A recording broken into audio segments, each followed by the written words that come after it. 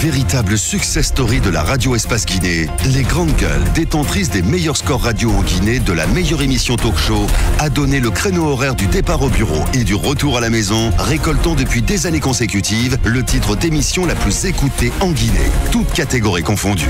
Un grand total de plus de 5 millions d'auditeurs ont été fidèles au talk show Les GG, diffusé jour après jour sur toutes les stations du réseau Adafo Média de 9h à 10h30, un exploit qui restera longtemps dans les annales de la bande FM en Guinée. Vous le voyez à l'écran, M. Mohamed Bangoura, il est chercheur sociologue. Il est avec nous pour nous parler de cet alphabet de 29 lettres. Et vous allez comprendre, vous allez découvrir plus amplement plus tôt ce dimanche dans le documentaire. Et si c'était ça le bonheur, c'était un alphabet qui a été découvert dans l'Antiquité Soso. Et ça s'appelle Kore Sebeli. Bonjour à vous, M. Bonjour. Monsieur Bangoura. Bonjour. Bienvenue. Merci. Ça veut dire que Soso, ça ne date pas d'aujourd'hui, depuis l'Antiquité. Depuis l'Antiquité, Qu'est-ce que ça veut dire l'alphabet du Soso, Kore Sebeli? Très bien. J'ai préparé pour un résumé succinct parce que j'ai vu que le temps allait faire défaut. Vraiment allait faire défaut. Bien. Et de là, je vais vous faire cette lecture. Et en ce moment, vous allez trouver les rentrées en matière avec moi. Bien, allez-y. Possiblement, vous avez ici à propos des Soso et l'alphabet Kore Sebeli.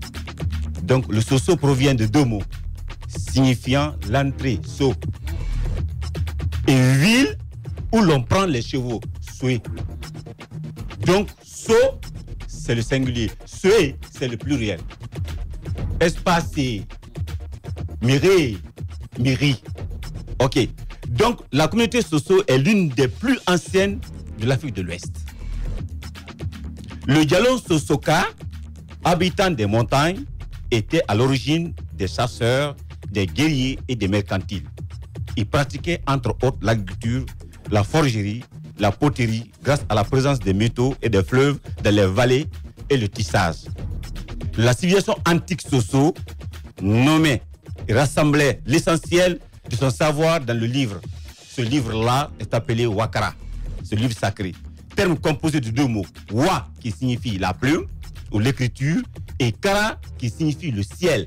Selon eux, l'écriture provenait de Marie, dieu de destin, et avait donc une dimension divine sacrée.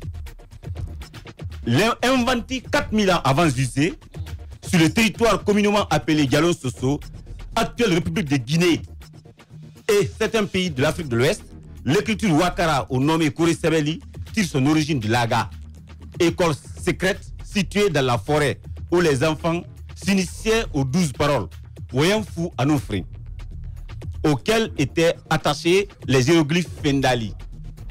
Donc, c'est Woyamfu Anoufri qui sont Gang, Dera, Kikere, Unsa, Sansuge, Sanfindi, Yafindi, Kofindi, Kisango, Tunguma, Kiraso, Sekan.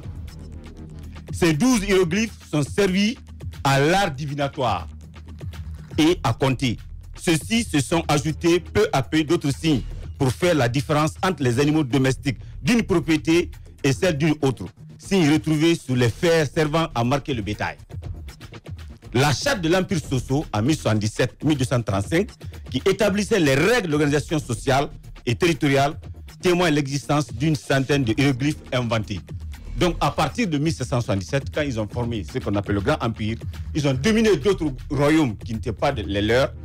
Alors, c'est en ce moment ils ont mis sur pied ce qu'on appelle la charte de Kemekria.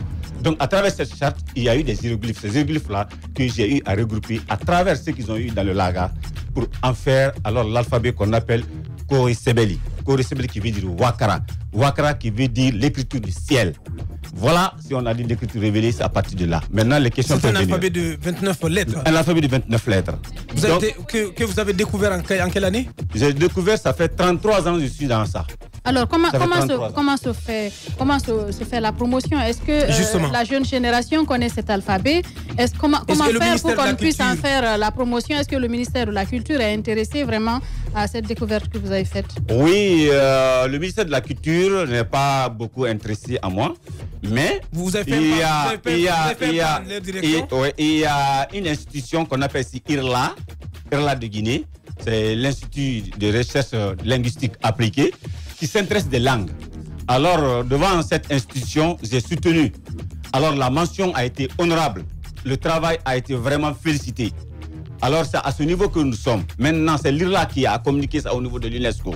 Alors, je suis parti, j'ai fait 2 ou 3 voyages à l'extérieur autour de ça. Je suis parti aux Nations Unies, aux États-Unis. Alors, aujourd'hui, il y a les typographes qui s'intéressent. Vous allez voir même des Blancs qui viennent apprendre ça. À partir du mois de février, ils seront là. J'ai construit une école à Koya qu'on appelle Laga. Et dans cette école, on est en train d'apprendre ça. Mais pourquoi je me suis intéressé à cette écriture? Alors, il est dit, et souvent, que les Africains n'avaient pas que l'écriture. Cela se disait. On dit que l'histoire africaine, elle est orale. C'est vrai, parce que les gens sont intéressés seulement au Moyen-Âge africain. Tu entends parler de... Alors, ça, comment on appelle ça, du 18e siècle, tu entends parler du 13e siècle, c'est-à-dire Soumaoro et de Sunyata. C'est seulement ça. Mais l'Afrique avait une antiquité. Bien. Alors, cette antiquité, je suis parti au-delà. Mais comment je suis parti au-delà? La preuve qui nous a donné à travers cet alphabet. Ok. Alors, pour terminer, oui, on n'a plus que 30 secondes, oui. Okay. Les Soussous aimaient dire souvent,